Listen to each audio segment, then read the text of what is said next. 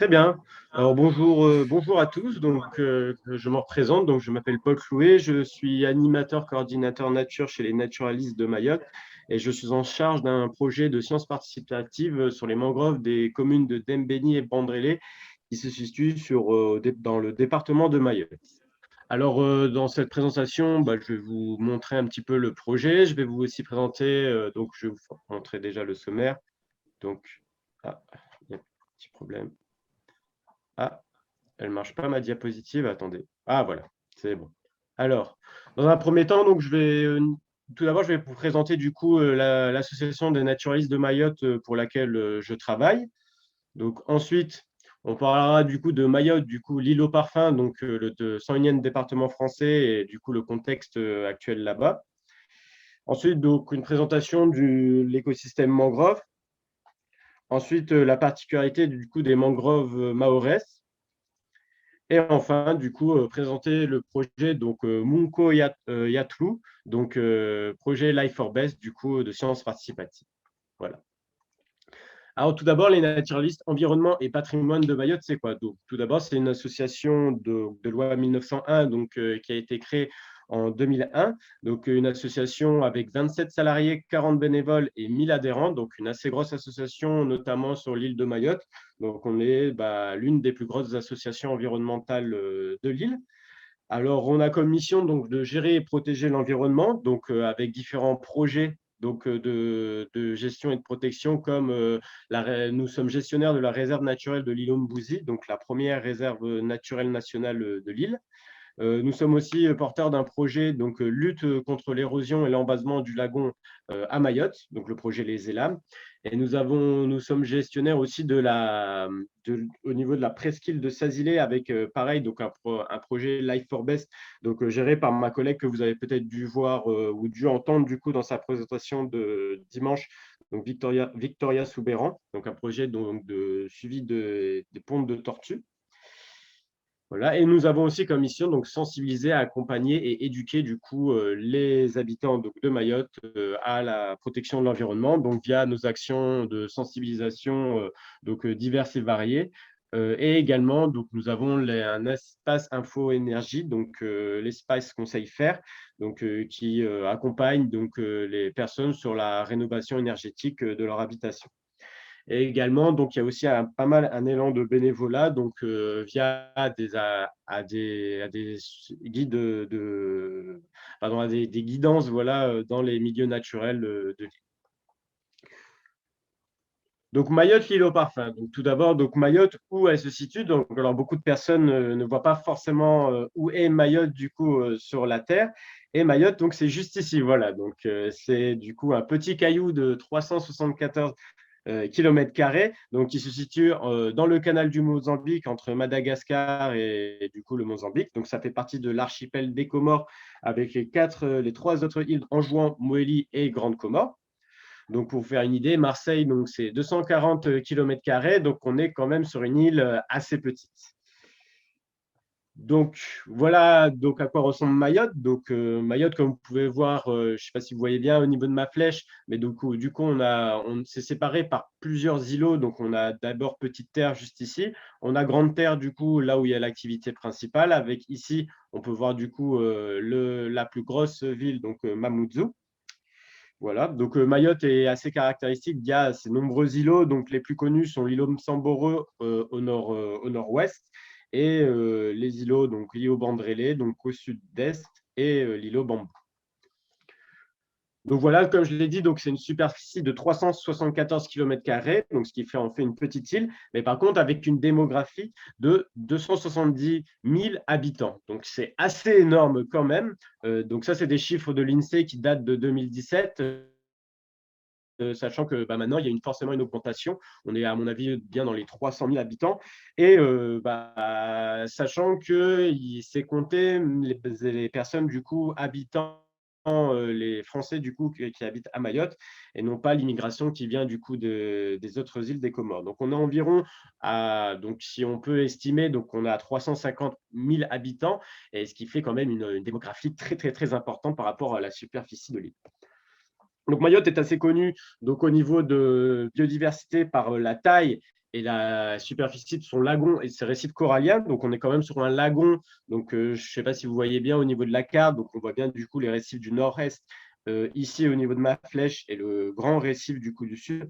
Et avec aussi des récifs à l'est. Donc, notamment, peut-être que certains connaissent la passe en est. Donc, voilà, une assez prisée des plongeurs. Donc, un lagon de 1100 km², donc assez important. Et un total de récifs coralliens de 140 km². Donc voilà, donc ça en fait du coup un havre de biodiversité marine très, très, très, très, très important.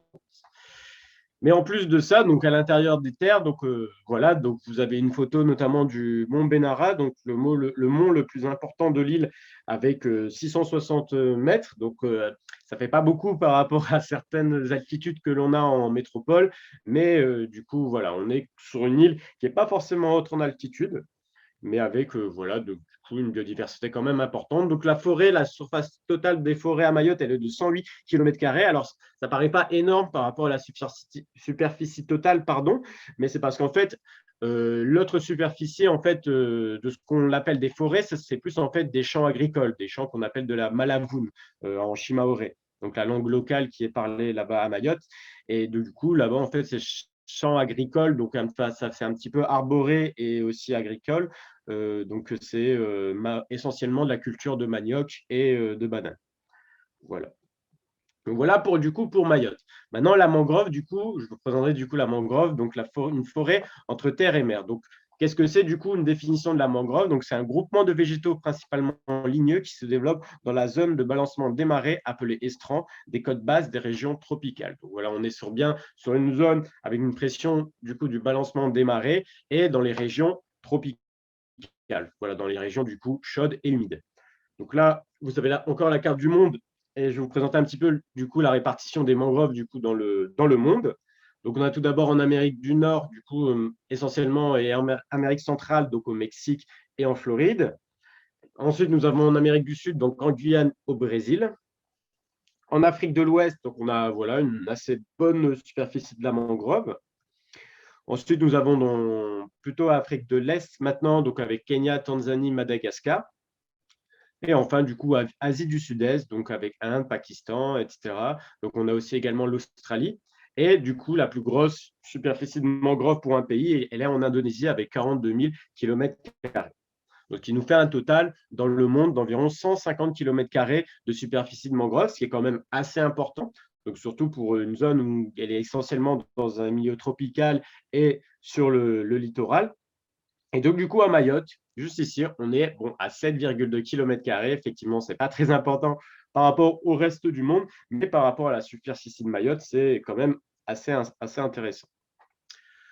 Donc la mangrove, pour vous présenter du coup le milieu, c'est une bonne organisation. Donc voilà, là vous pouvez voir un petit peu. Donc on a vraiment des zones avec marais exceptionnels du coup en arrière mangrove et des immersions bicotidiennes à l'avant. En fait, les espèces du coup floristiques du coup de la mangrove vont être organisées par rapport du coup à ce balancement pardon, des marées. Typiquement du coup des espèces qui vont être comme le Soneracia alba qui va être vraiment résistante face à la submersion marine et au balancement des marées, elle va être beaucoup plus présente à l'avant. Il va y avoir aussi d'autres espèces comme le Rhizophora mucronata qui va être plutôt en milieu de la mangrove, et il va avoir après d'autres espèces, plus du Xylocarpus qui va être en arrière mangrove, du Lunicera pareil en arrière mangrove, et après on va avoir des arbres pas vraiment. Donc, les arbres en général s'appellent les palétuviers, donc des arbres du coup en pleine mangrove.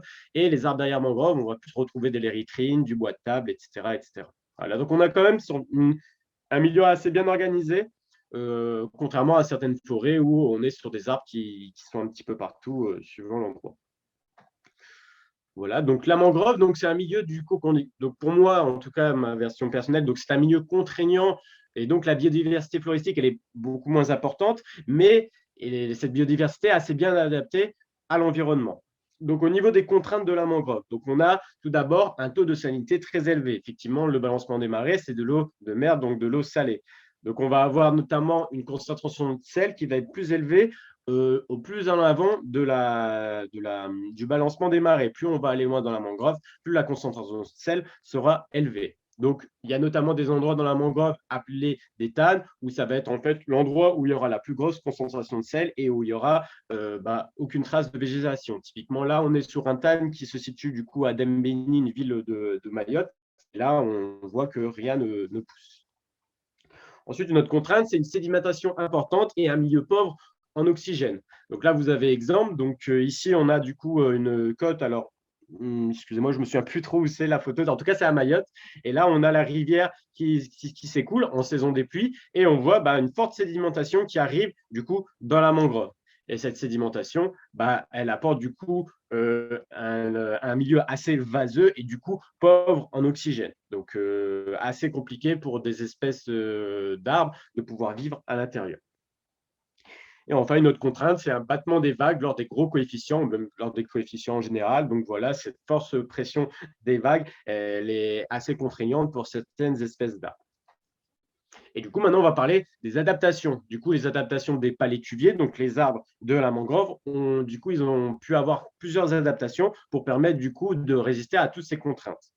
Donc, tout d'abord, on a filtration, exclusion et compartimentation du sel. Donc là, vous avez un schéma avec la racine du coup qui absorbe l'eau, mais qui absorbe en plus du coup le sel. Donc, elle va absorber, donc schématiser, c'est quand même plus petit que des morceaux de sel, mais elle va absorber l'eau salée. Elle va le diriger jusqu'à la fin, donc comme on connaît du coup jusqu'à ses feuilles. Et à la fin, au niveau de ses feuilles, il va avoir des petits cristaux de sel qui vont du coup s'enlever. Voilà, donc là, on va vraiment ils vont complètement enlever tous les morceaux de sel grâce aux feuilles. Une première adaptation pour se débarrasser du sel. Ensuite, on a de l'exclusion, donc chez le Rhizophora. Donc lui, ce qu'il va faire, donc il va totalement filtrer l'eau et le sel. Voilà, il va refouler le sel en dehors de son organisme. Donc voilà. Et on a aussi donc la compartimentation. Donc là, le palétuvier va absorber l'eau et le sel et il va rediriger le sel sur certaines feuilles. Donc des feuilles sacrifiées, là, comme vous pouvez voir sur la photo. Donc on a une feuille donc du coup de Rhizophora qui va du coup être jaune à cause de l'excédent de sel qu'il y a à l'intérieur.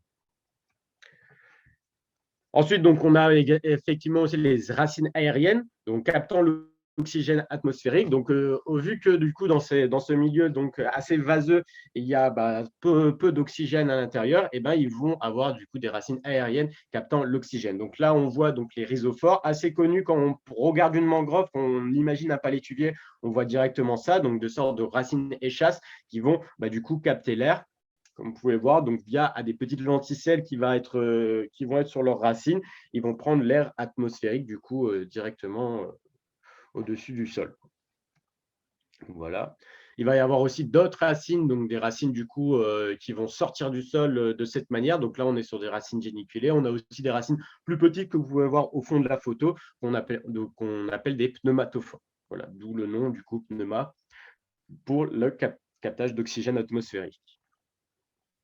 Donc la mangrove, c'est aussi un milieu de protection, donc un milieu qui fixe les sédiments. Donc là, vous pouvez voir une image, donc c'est une image que nous avons les naturalistes pour montrer ça aux enfants, donc, mais qui est assez bien faite, je trouve. Donc à niveau de l'image du bas, donc on a une rivière où s'écoulent donc les sédiments et les déchets. On peut voir du coup de ce côté-là, sans la mangrove, les sédiments et les déchets vont directement dans le lagon, alors qu'avec la mangrove, les sédiments sont directement captés par du coup les palétuviers. Donc là, on peut voir le palétuvier se régalant du coup des sédiments qui ont été présents.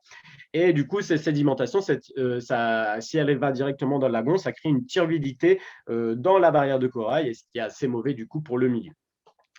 Voilà. Donc du coup, elle est protectrice du coup pour le lagon, donc pour la mer. Et du coup, au niveau de la terre, donc c'est une barrière anti-érosive et anti-submersion marine. Voilà, donc là, on a un schéma montrant bien du coup au niveau des risques d'inondation et de la submersion marine. Donc la mangrove qui est là pour totalement arrêter les vagues et protéger du coup les villages côtiers. Voilà.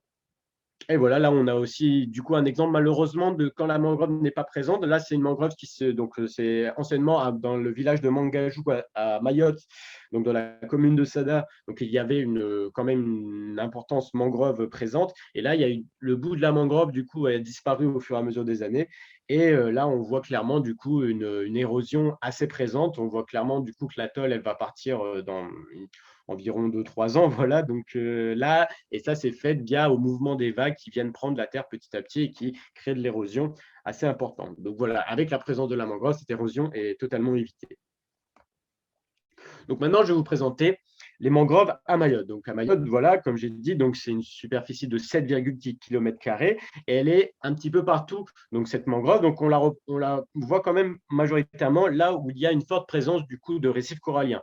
Donc les récifs coralliens du coup bloquent du coup font une barrière également du coup pour la houle et pour la rentrée des vagues.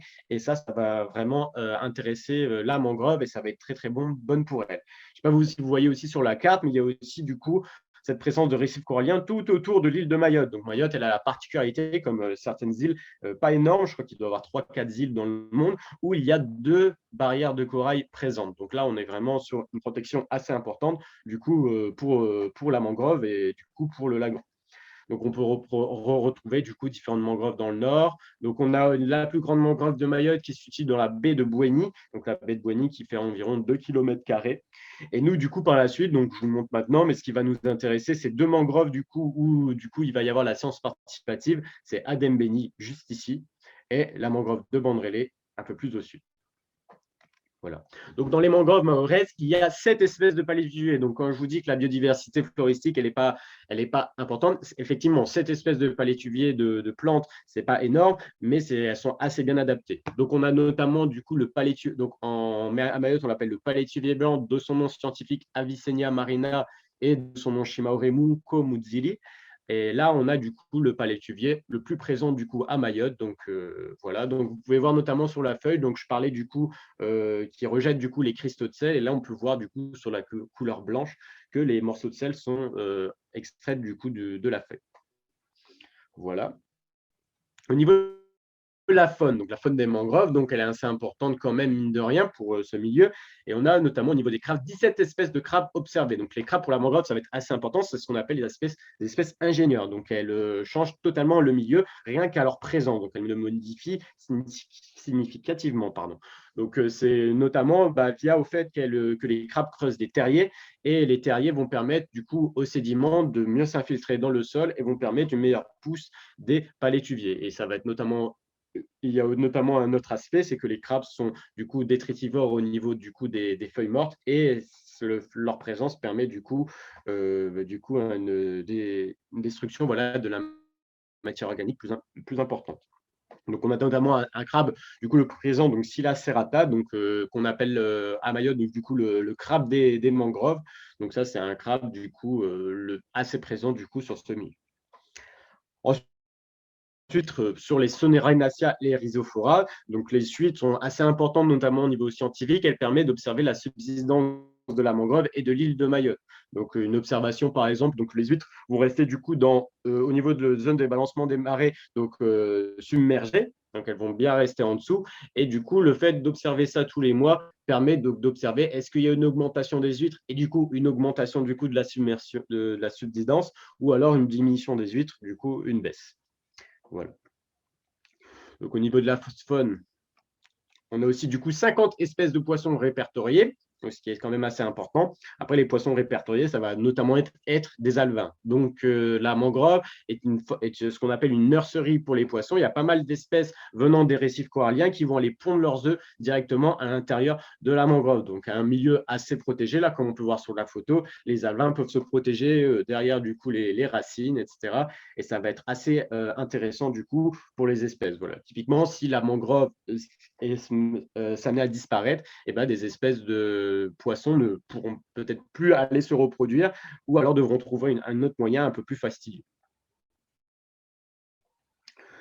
Donc voilà. Et on a notamment un poisson assez caractéristique de ces zones mangroves qu'on appelle le périophthalme. Donc c'est un poisson, voilà, d'où son nom de périophthalme avec ses gros yeux globuleux. Donc on l'appelle aussi petit goby, poisson sauteur du coup plus communément. Et c'est un poisson du coup assez particulier qui va vivre du coup, qui est amphibie et qui va avoir une respiration cutanée. Ensuite, nous avons au niveau de la vie faune, donc 43 espèces d'oiseaux observées, ce qui est assez important aussi. Après, voilà, c'est des espèces migratoires, etc. Donc, il y a quand même pas mal d'autres espèces. Et on a notamment la présence du crabier blanc, Ardeola idae, donc une espèce assez particulière. Donc là, vous pouvez voir du coup son plumage nuptial à droite et son plumage internuptial à gauche. Et il est assez particulier cet oiseau parce qu'il niche et il pond ses œufs principalement à Mayotte. Voilà. Donc il y en a un petit peu, je crois qu'il y a quelques colonies à Madagascar, mais à Mayotte, c'est là où il est le plus présent. Et il y a notamment, du coup, peut-être que vous avez dû voir, ils sont présents du coup au congrès, donc c'est le GEPOMAI, donc le groupe d'études et de protection des oiseaux de Mayotte. Et eux, du coup, sont sur un projet du coup Mob Biodivom qui protège du coup cette espèce, qui font des actions pour préserver cette espèce qui niche exclusivement à Mayotte. Voilà. Donc au niveau donc la mangrove du coup à Mayotte, malheureusement, il y a pas mal de pressions anthropiques qui sont présentes. Donc les pressions anthropiques, ça va être tout d'abord des sorties d'égouts. Donc là, vous pouvez voir au niveau de l'eau, malheureusement à Mayotte, au niveau des infrastructures, il n'y a pas forcément beaucoup d'infrastructures qui permettent du coup d'épurer l'eau. Et il y a directement dans certains, malheureusement, des endroits un peu assez précaires où les sorties d'égouts vont directement dans les milieux naturels. Voilà, donc là, par exemple, on a directement du coup les égouts qui se déversent au niveau des palétuviers. Donc on a cette pression-là. Donc là, on a également aussi un exemple assez frappant. Voilà, directement une canalisation qui va, là, vous pouvez voir un petit peu plus loin, donc là, qui va directement à l'intérieur de la mangrove.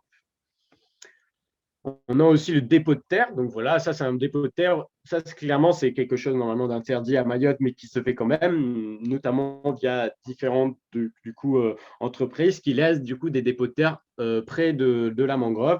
Et sachant qu'à Mayotte, on est dans des périodes où il peut y avoir de fortes précipitations, et tous ces dépôts de terre vont se retrouver directement dans le milieu. Et donc là, il va y avoir une trop forte sédimentation et du coup un étouffement du milieu assez important. Donc ça peut être assez problématique. Et là, typiquement, on peut voir du coup un milieu où il y a eu quand même pas mal de dépôts de terre. Et on peut voir au niveau de la couleur, c'est assez significatif. On a aussi la coupe de bois, pareil, coupe de bois qui est normalement interdite, mais qui est assez présente du coup à Mayotte. Alors, ils ne vont pas couper à Mayotte, on ne coupe pas totalement les palétuviers, on va couper partiellement quelques branches par-ci, par-là. Donc là, on peut voir du coup les branches coupées sur cet Avicennia. Il peut y avoir aussi des cas de figure où il peut y avoir des destructions assez importantes. Notamment, il y a un mois et demi, donc c'était au niveau de la mangrove de Doumonier, il y a eu du coup une personne qui a coupé à l'intérieur de la mangrove 2 hectares. C'est quand même assez important. Heureusement, du coup, la personne a été appréhendée et du coup est en procès, notamment les naturalistes ont porté partie civile au niveau du procès de cette personne, et c'était surtout pour faire du charbon. Voilà. Mais malheureusement, il y a encore ces pratiques qui sont présentes, cette coupe de bois du coup directement dans le milieu mangrove. Voilà, là, on peut voir aussi qu'il y a eu de la coupe de bois avant. Elle a été faite notamment pour faire des passages pour les pirogues. Voilà, et la coupe de bois, elle a été faite aussi pour construire directement les pirogues, vu que c'est un bois imputrescible et assez intéressant du coup pour faire des véhicules de navigation. Voilà, donc, et le quatrième, les macro-déchets et autres polluants. Voilà, là, on a une photo malheureusement qui est assez anodine du coup à Mayotte. Donc, le fait qu'il y ait beaucoup de macro-déchets, de polluants sur Mayotte, et via ce système de bassin versant. Donc, Mayotte, on est sur une île où il y a quand même pas mal de réseaux de rivières et qui vont s'écouler là directement dans le lagon et avant du coup dans la mangrove. Donc, Amelé mangrove à Mayotte. Donc, il y a, du coup, voilà, on a vu toutes ces pressions anthropiques, mais il y a aussi une forte participation citoyenne, mine de rien. Donc, au niveau notamment des opérations de nettoyage, donc la politique de nettoyage des déchets, elle est assez importante, du coup, à Mayotte.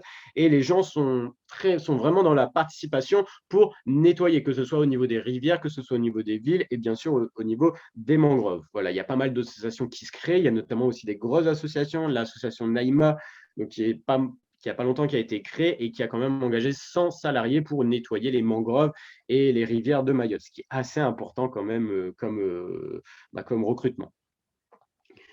Et on a aussi des actions de plantation. Après ça, c'est d'un point de vue du coup participation, c'est très intéressant. Voilà, on a vraiment envie de revégétaliser les mangroves. Après, est-ce que les opérations de plantation sont forcément efficaces? Pas forcément. Il n'y a pas vraiment d'études du sol qui ont été faites. On plante, on va dire, pas sans vraiment avoir fait d'analyse avant, et ce qui n'est pas forcément intéressant. Voilà, c'est quand même important de faire ces opérations de plantation, notamment pour faire participer les gens.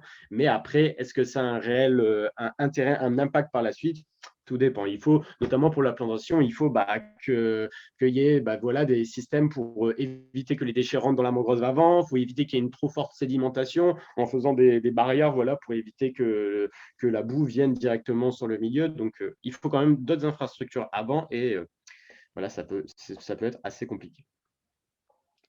Voilà, donc au niveau des états de santé de mangrove, malheureusement, il y a peu d'indicateurs. Donc, voilà, donc, notamment, donc, on va parler juste après, les mangroves de Dembélé et Bandrélé. Donc, il y a des plans d'action qui sont faits sur les mangroves voilà, pour la préservation, mais il y a peu d'indicateurs sur savoir est-ce que la mangrove elle est en mauvaise santé ou non. Donc, on se doute qu'avec toutes ces pressions anthropiques, il y a des fortes chances qu'elles soient en régression, mais on n'a pas vraiment d'indicateurs. On ne peut pas vraiment savoir dans combien de temps tel palétuvier, qu'est-ce qu'il est en bonne santé, etc., etc. Donc ça peut être assez compliqué. Et c'est justement via au fait qu'il y ait peu d'indicateurs sur la bonne santé des mangroves que notre association a eu l'idée du coup de créer du coup ces projets de sciences participatives. Voilà. Donc ce projet de sciences participatives s'appelle du coup Munko Yatlou. Donc Munko Yatlou, donc Life for Best. Un projet Life for Best, donc, qui a pour objectif général de rapprocher la population de cet espace sensible et la rendre actrice de son suivi, de sa préservation, puis de sa gestion. Voilà, d'où du coup cette action de science participative. Donc, qu'est-ce que la science participative? Donc, la meilleure définition que j'ai pu trouver, donc c'est la forme de production de connaissances scientifiques auxquelles participent avec des chercheurs, des acteurs de la société civile à titre individuel ou collectif de façon active ou et délibérée. Voilà, donc là on est vraiment du coup sur je vais vous présenter juste après, donc des actions où les habitants et les chercheurs, du coup, collaborent pour pouvoir, du coup, faire de la science de façon que ce soit mensuelle, hebdomadaire, etc., mais qu'elle soit faite assez régulièrement. Donc, la science participative, elle a été créée en 1970. Donc, on peut dire la première science vraiment, on va dire, officielle a été faite aux États-Unis en 1970. Donc, c'est notamment donc, deux chercheurs, du coup, alors c'était au niveau de l'astronomie, voilà, qui ont commencé à faire ces études, du coup, de sciences participatives. Donc en métropole, la science participative, on en a notamment via l'Open, donc Observatoire participatif des espèces et de la nature. Donc ça, c'est une référent en fait du coup qui propose en fait les différentes opérations de science participative, pardon, un petit peu partout en métropole. Voilà, si vous êtes par exemple des Bouches-du-Rhône, vous pourrez retrouver des actions de science participative dans votre région. Et il y a également Tela Botanica, donc une plateforme, pareil, qui peut, du coup, qui ont des documents pour sensibiliser à la science participative, pour aussi former, du coup, les personnes à cette science. Et du coup, à Mayotte, il y a quand même des actions de sciences participatives, mine de rien. Donc, on a notamment le GEPOMAI, donc les ornithologues qui ont un stock, donc un suivi temporel des oiseaux communs et qui sont en ce moment en train de le mettre, de chercher des personnes du coup volontaires pour participer à cette action. Et il y a aussi le ROM, donc Réseau national d'observation et d'aide à la gestion des mangroves. Donc, cette plateforme, du coup, elle est là du coup pour voilà, c'est une plateforme de l'IUCN et c'est du coup sur une application qui permet en fait de référencer voilà des différentes choses qu'il y a dans le mangrove, donc de la coupe de bois, la présence de certains déchets, etc., etc. Et donc, du coup, vu qu'on a vu, du coup, notamment qu'il y avait cette application sur, du coup, de l'IUCN, du coup, sur la mangrove, nous, on a eu, du coup, cette idée de directement impliquer, du coup, les personnes, donc les habitants des mangroves de Dembéni et Bandrélé, sur cet écosystème. Sachant que pourquoi Dembéni et Bandrélé? Car notre association, elle est basée, du coup, à Dembéni. Et du coup, Dembéni, vu qu'on est juste à côté, ça nous permet, du coup, d'avoir une relation directement avec la population et du coup que ce soit beaucoup plus pratique. Donc au niveau des résultats attendus, donc les résultats attendus, donc c'est en gros du coup on a chiffré un petit peu tout ce qu'il fallait du coup pour que ces séances participatives se déroulent comme il faut. Donc c'est un projet que j'ai pas dit, donc c'est qui est à environ de 14 mois, voilà, qui a commencé début juillet. Et donc, du coup, 15 personnes du coup, par commune formées et sensibilisées. Voilà, donc on a choisi du coup on est en recrutement de 15 personnes à Dembéni et 15 à Bandrélé. Ensuite, du coup, 2 semaines de formation du coup, pour ces personnes. Voilà, donc c'est 2 semaines qui vont avoir lieu du coup sur le mois de septembre. Ensuite, un kit de collecte des données créé. Donc, c'est un kit du coup permettant du coup à la meilleure réalisation de cette science. Donc, il y aura du coup, donc il y aura forcément de chapeaux, t-shirts pour montrer l'appartenance. Et il y aura également donc un mètre ruban, des bottes, etc., etc. Donc, une base de données créée, donc avec tous ces éléments récoltés, tous ces indicateurs récoltés, ben, on va pouvoir du coup créer toute une base de données assez intéressante.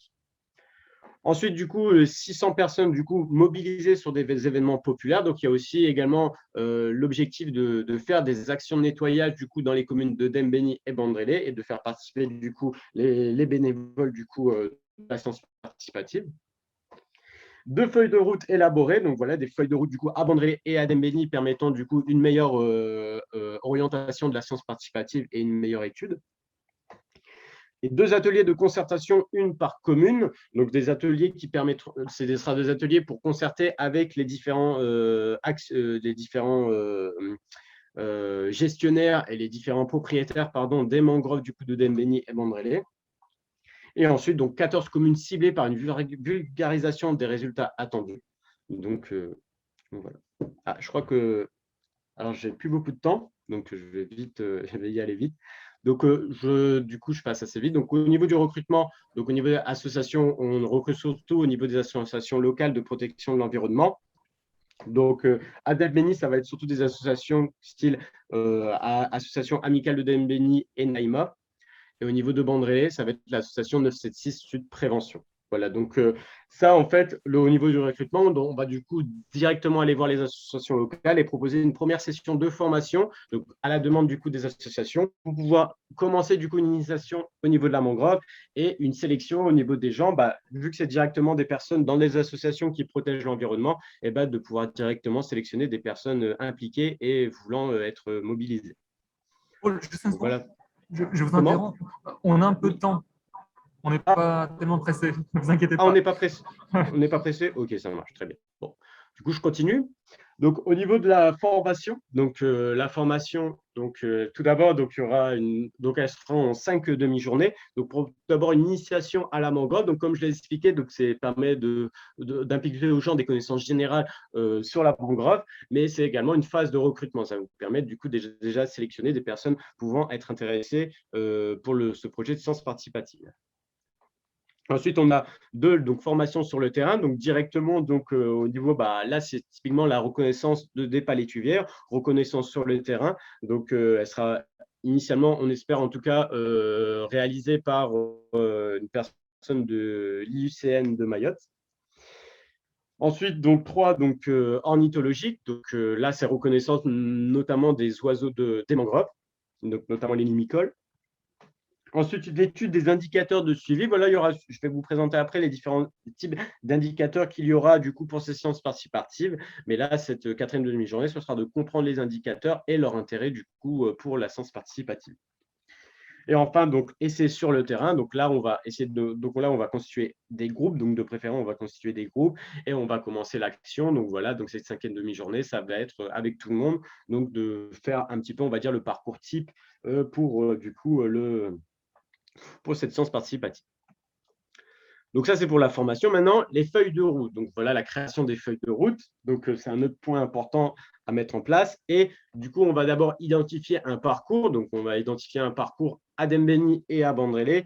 Et on va aussi essayer, suivant les indicateurs, identifier des points d'observation. Là, par exemple, on a commencé, donc, alors il est pas, c'est bien sûr, c'est un essai, voilà, là on a mis beaucoup de points, on va clairement en mettre beaucoup moins pour pas que ce soit trop contraignant pour les gens.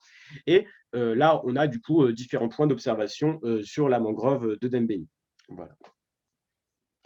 Donc ensuite, au niveau des indicateurs de suivi, donc il va y en avoir plusieurs. Il va tout d'abord avoir la phénologie de la Abyssinia marina. Phénologie, donc c'est l'étude du coup au niveau climatique d'une plante ou d'un animal du coup tout au long de l'année.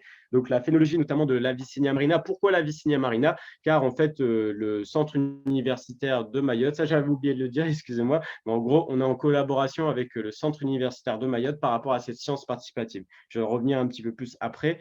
Mais du coup, en fait, il y a un protocole qui a déjà été fait par une étudiante en Master 2, donc au centre universitaire de Mayotte, et qui permet en fait de faire, de faire au mieux, de relever au mieux la phénologie de l'Avicennia marina. Donc notamment, bah, comment ça va se procéder. Donc chaque bénévole ou groupe de bénévoles va être assigné 2 individus d'Avicennia marina. Donc tout le temps, c'est 2 individus tout le long de l'année. Donc c'est très important que ce soit toujours les deux pour pouvoir voir et identifier leur pourcentage de fruits et de fleurs. Voilà, donc il faut vraiment calculer le pourcentage donc, de fruits et de fleurs pour que bah, du coup la phénologie soit un indicateur assez important. Si on fait juste est-ce qu'il y a beaucoup de fruits, est-ce qu'il n'y a pas beaucoup de fruits, c'est un petit peu à l'avis de tout le monde, quoi. Pour certains, il peut y avoir beaucoup de fruits, pour certains, il peut y en avoir moyennement. Donc c'est pour ça qu'il faut qu'il y ait quand même un calcul via ce protocole pour calculer voilà, le pourcentage de fruits et de fleurs. Donc, premier indicateur de cette phénologie pour la Vicennia. Ensuite, on a l'indicateur de la régénérescence des plantules. Donc là, comme vous pouvez voir, il y a souvent des petites zones comme ça où il y a pas mal de plantules qui vont pousser directement. Et ce qui est intéressant, ce serait de pouvoir repérer différentes zones comme ça où il y a de régénérescence et pouvoir du coup voir s'il y a une augmentation du nombre de plantules. Voilà, faire en fait un quadrat sur la zone et compter bah, tout simplement le nombre de plantules et également bah, mesurer par exemple le plus grand individu et du coup ça va permettre de voir du coup est-ce que cette régénération elle augmente ou alors est-ce qu'elle dépérit. Voilà. Ensuite, on a du coup, recouvrement des déchets. Donc voilà, ça c'est mine de rien quelque chose qui est assez présent à Mayotte et du coup qui est important du coup de mesurer.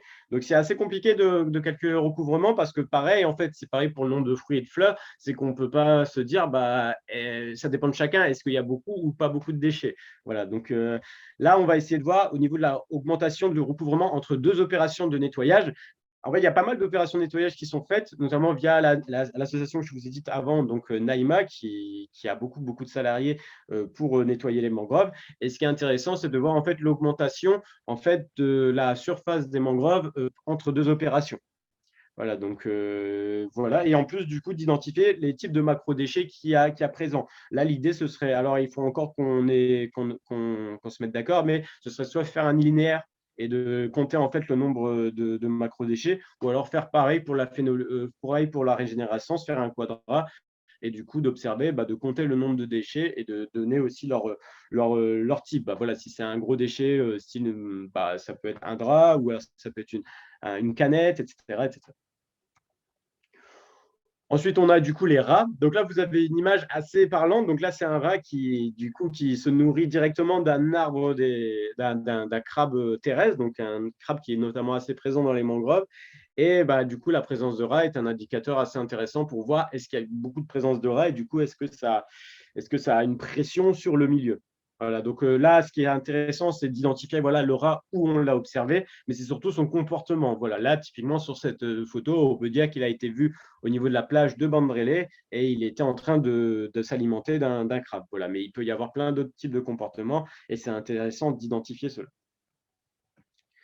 Ensuite, du coup, les oiseaux. Donc, c'est pour ça qu'il y a une partie ornithologique du coup dans la formation, c'est que c'est intéressant du coup d'observer, de voir bah, les différents, s'il y a les espèces d'oiseaux présentes dans la mangrove. Et pareil que pour le rat, donc observer où il est présent et son comportement. Là, par exemple, on a un crabier blanc avec son plumage internuptial du coup dans la mangrove de Bandré. Voilà pour les indicateurs de suivi. Et ce qui est intéressant, en fait, c'est que par la suite, donc environ du coup, au mois de janvier, il y aura du coup un stagiaire en Master 2 du coup écologie marine qui sera présent pour pouvoir du coup augmenter le nombre d'indicateurs présents. Voilà, parce que là, on a quelques indicateurs, mais par exemple, pour le reste de la phénologie, il faut qu'il y ait une personne qui puisse faire un protocole de phénologie pour que les bénévoles puissent du coup faire cette phénologie. Et du coup, là, le but du Master 2, c'est de compléter cette feuille de route en faisant un protocole de phénologie, soit du Rhizophora, de l'Unicera ou des deux. À mon avis, ce sera plutôt un, sachant que c'est déjà un travail assez important. et aussi améliorer qualitativement les indicateurs du coup déjà présents. Sachant qu'il y aura aussi quelques petits indicateurs, par exemple, les gens pourront imaginer voilà, le taux de recouvrement à l'œil nu du réseau Fora pour que voilà, les bénévoles puissent déjà avoir un travail avec l'espèce Rhizophoras, mais voilà, il faudra quand même qu'il y ait une étude un peu plus poussée, et d'où le travail du stagiaire pendant son stage, voilà, de 6 mois. Donc voilà pour la feuille de route. Ensuite, au niveau des bases de données. Donc la base de données. Donc tout d'abord, il va y avoir une récolte par les associations, donc par les bénévoles. Pardon, là j'ai mis les associations, mais c'est parce que du coup, vu qu'on recrute directement au niveau des associations villageoises, et ben, du coup, ça sera des bénévoles de ces associations, mais qui seront aussi bénévoles également pour notre association. Donc la récolte de ces données, elle sera envoyée chez nous, les naturalistes, et il y aura du coup un rassemblement donc, de toutes ces données.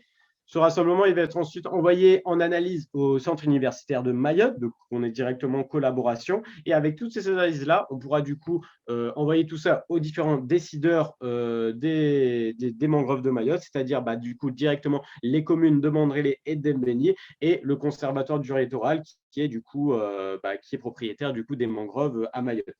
Et du coup, tout ça, toutes ces données rassemblées vont permettre en fait de proposer des actions de gestion, en plus de mettre dans le plan de gestion actuel des mangroves de Dembéni et Bandrélé, et ce qui va permettre du coup de montrer aux décideurs qu'il y a quand même une certaine envie de la population à protéger les mangroves des deux communes de Dembéni et Bandrélé.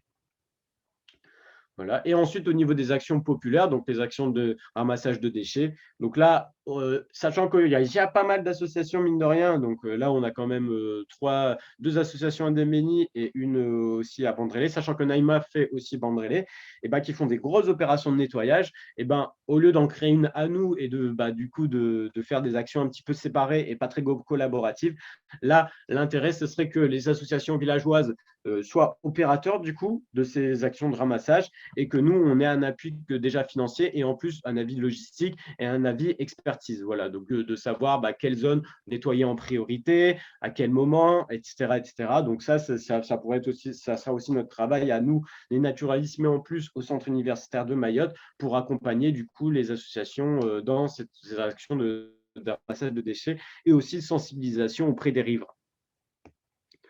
Donc, au niveau de la suite du projet, donc je vais en finir là. Donc, la suite du projet, donc c'est un prolongement de l'action de sciences participatives sur les deux communes. Donc, après que ces fiches, du coup, ces feuilles de route soient complétées, il est intéressant qu'elles soient encore plus fournies, qu'il y ait encore plus de bénévoles. Voilà, là, on a mis du coup 15 à Dembéni, 15 à Mandrélé, mais le plus important, c'est qu'il y ait de plus en plus de gens qui participent du coup à cette science participative. Ensuite, au niveau de l'implication d'autres communes, voilà, donc ce serait intéressant du coup qu'on puisse proposer, donc c'est prévu d'ailleurs dans notre projet, c'est de proposer du coup cette science participative aux autres communes, et du coup de proposer d'avoir un plan d'état de santé des mangroves sur toutes les mangroves de Mayotte. Ce serait très intéressant. Et enfin, voilà, de créer des nouveaux indicateurs, par exemple la phénologie pour toutes les autres espèces de palétuviers, ce qui permettrait de vraiment bien observer du coup l'état de santé des palétuviers. Voilà. Voilà, donc j'ai fini pour ma présentation. Voilà, merci de votre attention, et je suis là pour répondre à vos questions par rapport à ce projet.